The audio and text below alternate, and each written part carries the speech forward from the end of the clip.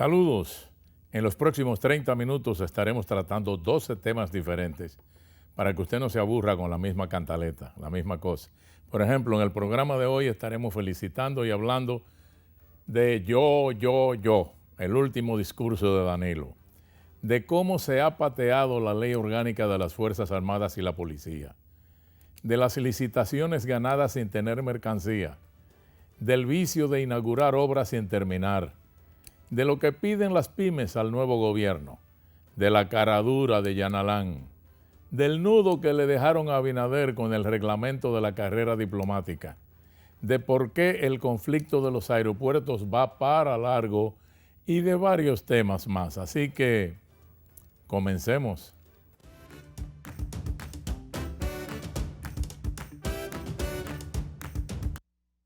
Yo tengo una pregunta que la hice hace 8 años, la repetí hace 4 y la desempolvo ahora porque no ocurrió nada las veces que pregunté y he visto que el diario digital Acento ha hecho una publicación afinada en el mismo tono de esa inquietud. Las Fuerzas Armadas mantienen activos a 26 oficiales con rangos de mayor general o vicealmirante, pero solo 9 desempeñan alguna labor propiamente militar. Los demás cobran en sus casas o tienen desempeños inferiores a sus rangos. ¿Se entiende?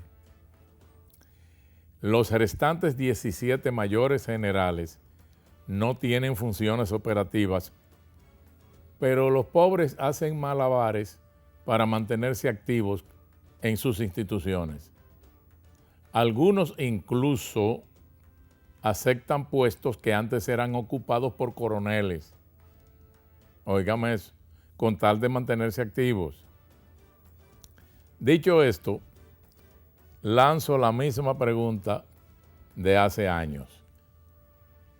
Las próximas autoridades del Ministerio de Defensa, o mejor dicho, ya las actuales, van a reubicar a estos altos oficiales en posiciones dentro de los recintos militares sin transgredir la ley orgánica de las Fuerzas Armadas, o van a recomendar su retiro al Poder Ejecutivo.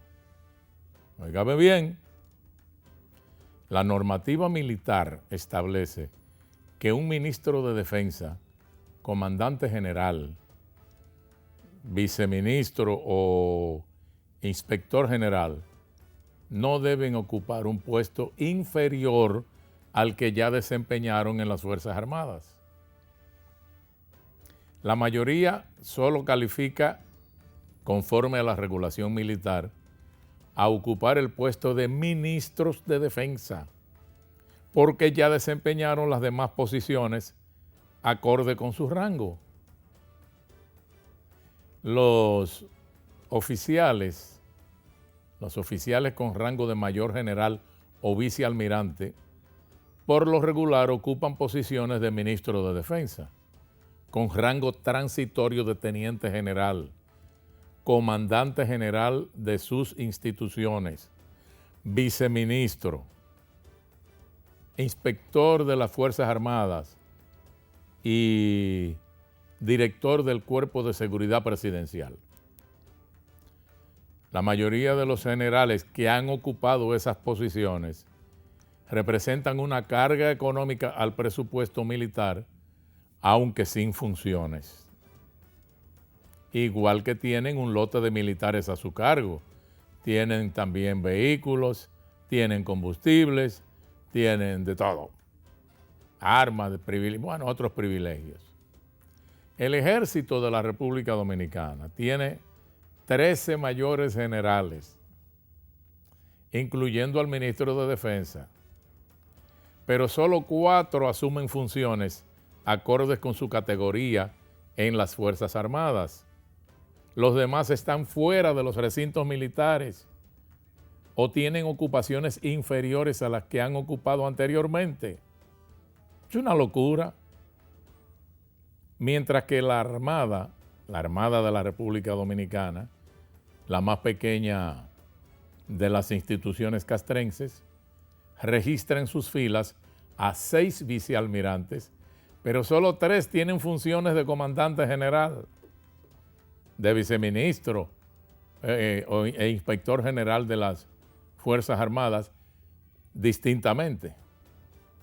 Igual situación pasa en la Fuerza Aérea de la República Dominicana. De los oficiales con rango de mayor general, solo 3 tienen funciones de comandante general, de viceministro y de asesor del Poder Ejecutivo. Los demás están fuera de los recintos militares o en su casa, pero devengan un salario. Estos generales y almirantes, por las funciones desempeñadas en las Fuerzas Armadas, tienen ganada una pensión de 250,000 pesos mensuales. Sin embargo, ellos prefieren recibir menos dinero, pero mantener puesto el uniforme. ¿Usted me entiende? Para estar en la actividad. Según datos que obtuvo el periódico Acento, 23 del total de los mayores generales sin funciones fueron en su momento comandantes generales, fueron viceministros, inspectores y 2 desempeñaron la presidencia de la Dirección Nacional de Control de Drogas. Pero ahora esperan por una oportunidad o que el Poder Ejecutivo los pensione. Pero también los hay que ocuparon posiciones inferiores a las que ya han desempeñado. Los encuentran como jefe de seguridad de bancos oficiales, dirigiendo el círculo deportivo de las Fuerzas Armadas y en su momento como directores de las escuelas vocacionales, junta de retiro de las Fuerzas Armadas y otras cositas.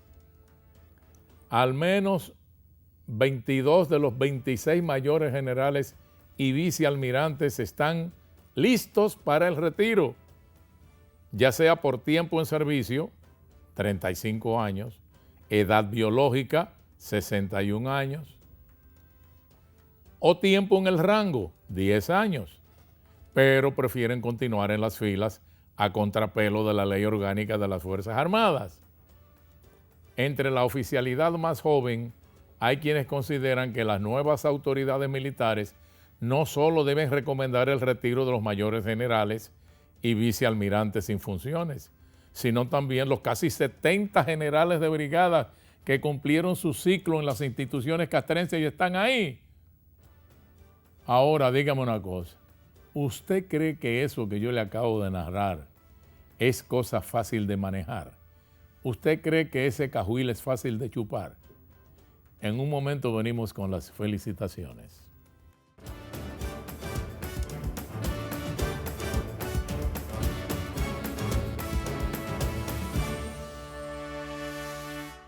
Cuando abuelo llama por teléfono a casa, siempre me dice: a mí me alegra esta trancadera, porque las mujeres volvieron para su casa y dejaron ese invento de estar andando en la calle, de que trabajando. En su casa es donde tienen que estar, atendiendo a sus hijos, preparando la comida, limpiando, atendiendo a su marido como se debe, lo que nunca debieron dejar de hacer. Y yo le digo, si tú supieras, abuelo.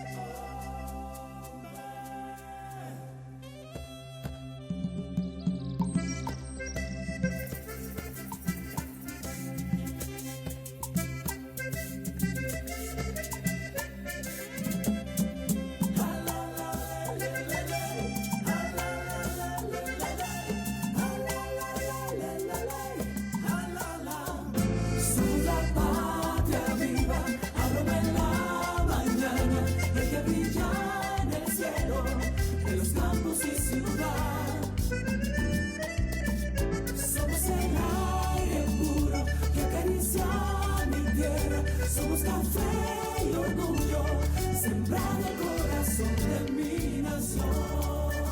Café Santo Domingo, lo mejor de lo nuestro.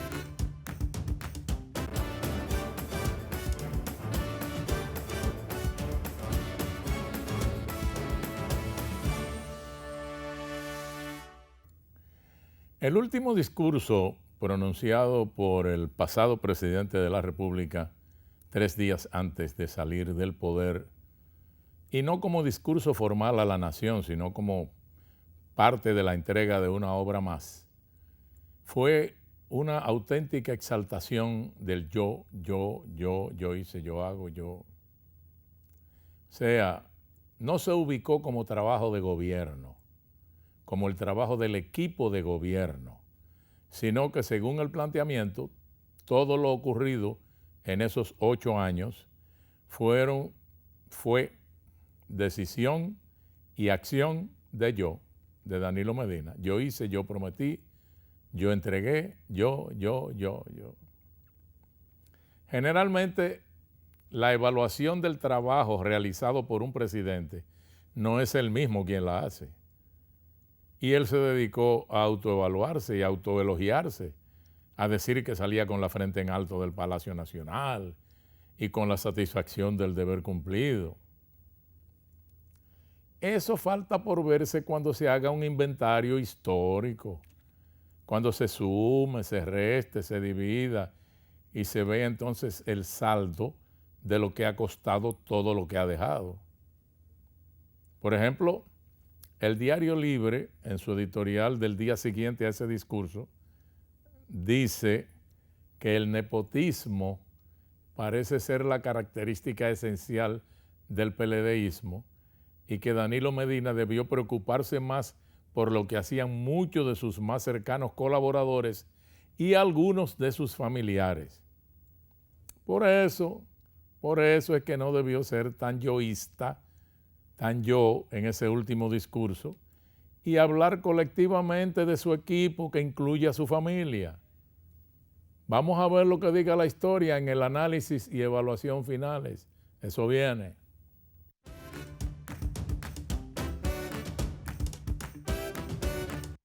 A pesar de ese discurso que dijo el presidente par de días antes de salir del cargo, el día antes del último día, o sea, el 15 de agosto, todavía se estaban cometiendo barbaridades como ascensos a generales y a mayores generales y puestas en retiro, pateando una vez más la ley orgánica de las Fuerzas Armadas y la Policía Nacional.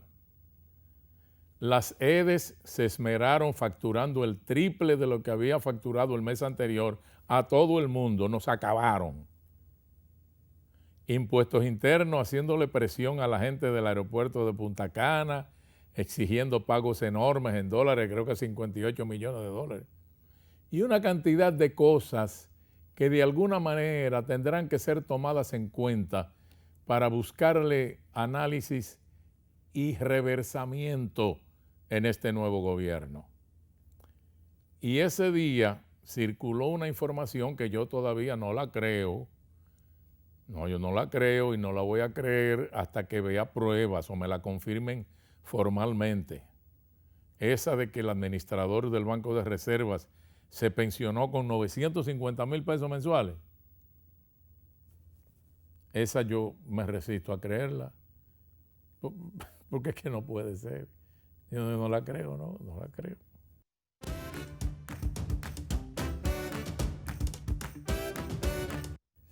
Sería interesante averiguar cuáles son las empresas del país a las cuales el gobierno pasado le adjudicó pedidos de insumos y materiales para la lucha contra el COVID-19, cuyas entregas no han sido ni siquiera despachadas de los almacenes originales, algunos de ellos de lugares tan lejanos como China.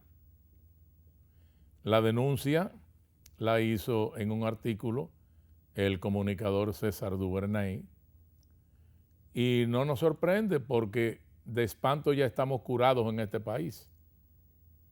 No me vengan con que la libre empresa, con que las leyes.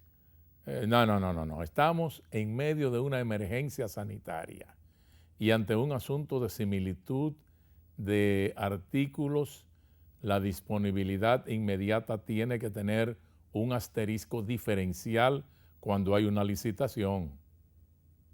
Entonces ocurre que concluyó el gobierno pasado y todavía varias empresas ni se sabe cuándo van a entregar la licitación que ganaron, entre comillas.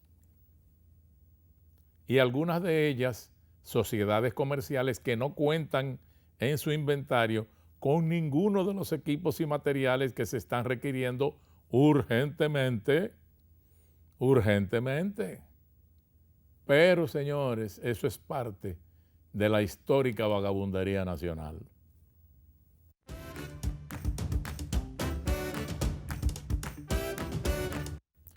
Felicitaciones al saliente presidente Medina por el afán que heredó de su ex compañero de partido, su ex hermano y ex colega Leonel Fernández, de querer inaugurar la mayor cantidad de obras posibles antes de entregar el poder.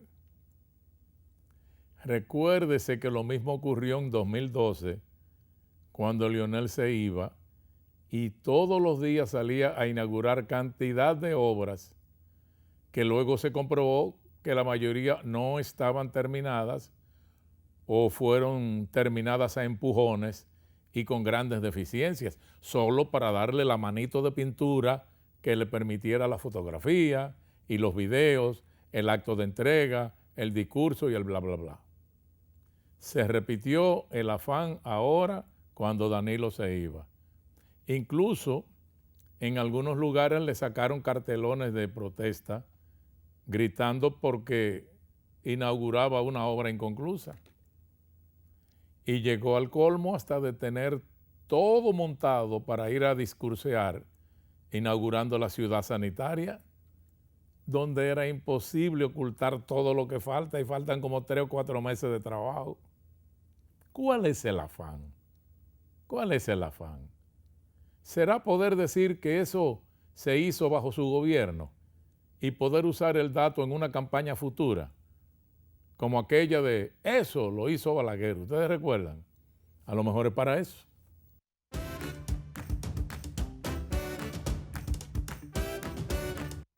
Diversas asociaciones y confederaciones de pequeños y medianos comerciantes que entran en la categoría de pymes han solicitado al nuevo gobierno que las ayudas que están otorgando vía tarjetas de solidaridad o vía la cédula, como sea, ¿no?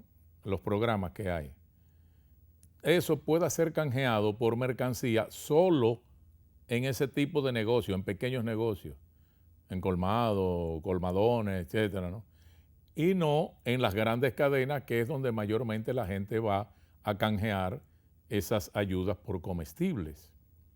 Ellos entienden que así se daría respaldo a un sector que ha venido cayendo en su participación de negocio y con tendencia a la quiebra.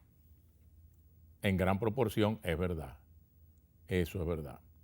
Entonces, tratando el tema con una persona, me dijo que eso tiene 2 factores en contra. Primero, que cuando se va a uno de esos pequeños negocios, colmado, colmadón, a comprar con esa ayuda, le descuentan de inmediato 200 pesos bajo la excusa de que hay que cobrar ese dinero, me va a tomar mucho tiempo, entonces yo tengo que cobrarte un interés. Y le tumban 200 tablas. Ese descuento no se lo hacen en las grandes cadenas. Y el otro factor es tan sencillo como esta pregunta.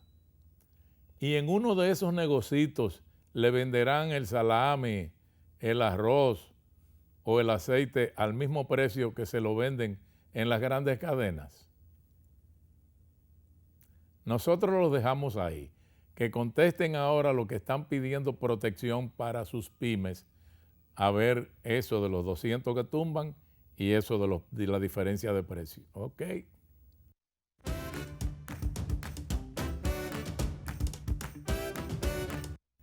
El caso del aeropuerto de Bávaro y la oposición del de Punta Cana, a quien le metieron una puñalada multimillonaria en dólares como despedida del gobierno pasado, ese lío sigue y va a seguir. Pero esperamos que ahora en otros términos. Porque el asunto es que los aeropuertos, oigan, los aeropuertos no están señalados como beneficiarios de la ley 15801 de incentivo turístico. Y aunque como lo decidió Confotur, los aeropuertos caen dentro de las actividades turísticas, resulta que ese artículo de la ley establece que se aplica a los polos de escaso desarrollo y nuevos polos en provincias y localidades de gran potencialidad, que no es el caso de Bávaro, donde ya hay 2 aeropuertos que el año pasado movieron 47,000 vuelos. De manera que ese es otro chupetín amargo que le va a tocar a este gobierno resolver. Vamos a ver cómo se resuelve. La verdad es que Jean Alain es genio y figura hasta la sepultura, como dice la frase. En su último discurso de despedida, fue capaz de exhortar a quien vaya a sucederlo al frente del Ministerio Público a fortalecer el expediente del caso de sobornos de la constructora Odebrecht. Y lo dijo un hombre que ni siquiera procuró los detalles que hubieran dado con la información precisa para poder someter a los verdaderos culpables y cobrar todo el dinero que perdimos a causa de sobornos, 39.5 millones de dólares, muchos de los cuales se quedaron en manos de gente que anda ahí exhibiendo carros carísimos, yates, motocicletas de esas que hacen muchísimo ruido. O quizás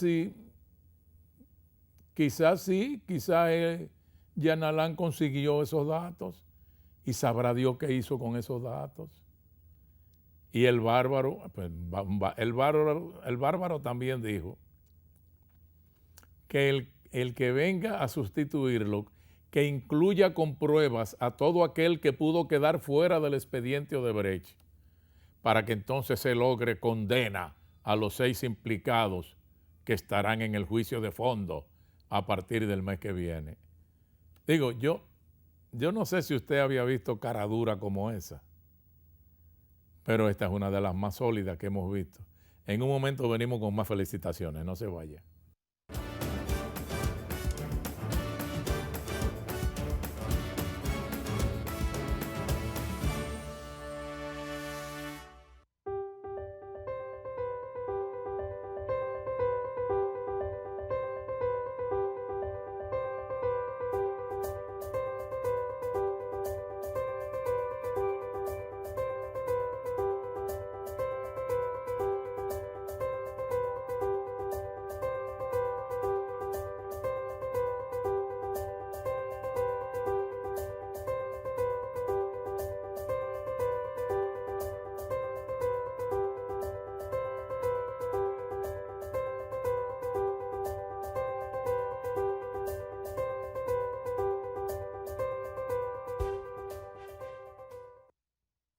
El bloqueo de las intersecciones es la principal causa de represamiento vehicular y disminución en la velocidad de flujo, ocasionando caos en la movilidad.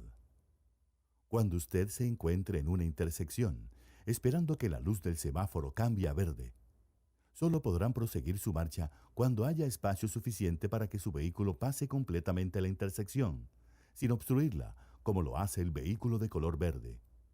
Aunque la luz del semáforo esté en verde, los vehículos solo podrán proseguir uno a uno cuando haya espacio suficiente para que al pasar queden completamente fuera de la intersección, de la línea antibloqueo y de la cebra.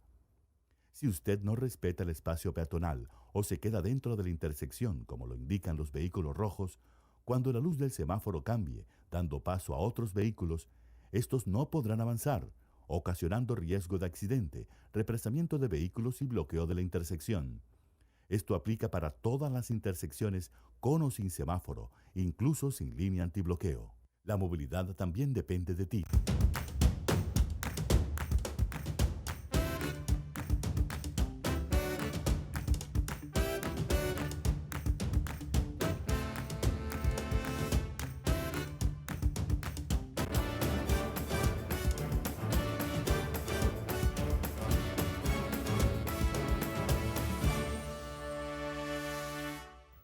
Entonces, de acuerdo al reglamento de carrera diplomática emitido mediante el decreto 4619 por don Danilo Medina antes de irse, el nuevo gobierno no podrá mover la cantidad de botellas que tiene el Ministerio de Relaciones Exteriores, tanto aquí como en las embajadas y consulados alrededor del mundo. O sea, están amarrados. No pueden ser separados de sus puestos por cambio de gobierno y llevados a una posición inferior a la que ostentan según ese decreto. Hay que legislar de inmediato para derogar eso, porque no puede ser que este gobierno lo hayan dejado atado de manos con relación al servicio exterior y las barbaridades que hay en ese Mirex. Estamos llenos de agregados que nunca han ido más que ahí al Mirex a buscar el cheque. No, ni siquiera al Mirex, porque no van a buscar cheque ahí, sino que lo cobran en los cajeros automáticos del Reserva. Se lo depositan ahí. Hay diplomáticos que han hecho carrera y que merecen respeto, es verdad. Por eso son unos cuantos honorables que se pueden contar con los dedos de las manos. Ya cambiaron, por lo menos, comenzaron a cambiar un reguero de embajadores. Vamos a ver con el otro renglón, que son los agregados y compañía, a ver cómo van a poder limpiar.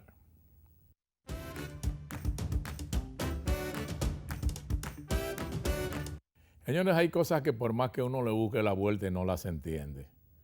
En Estados Unidos se ha desatado una ola de violencia por sectores, unas de tipo racial, otras sin sentido, simplemente porque a un anormal con un arma automática en su poder se le ocurre llegar a una iglesia o a una escuela y matar a todo el que puede.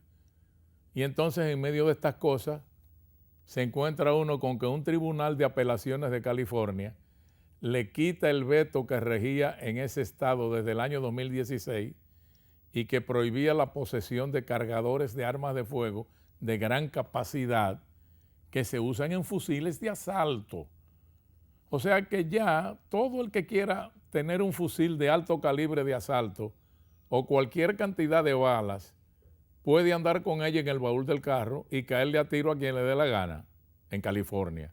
El domingo pasado hubo 58 tiroteos solo en la ciudad de Nueva York. En un día, yo que tengo una hija que es oficial de policía. No nos extrañemos ya, señores, de las noticias que seguirán llegando desde el norte, de esas que dejan a uno boquiabierto.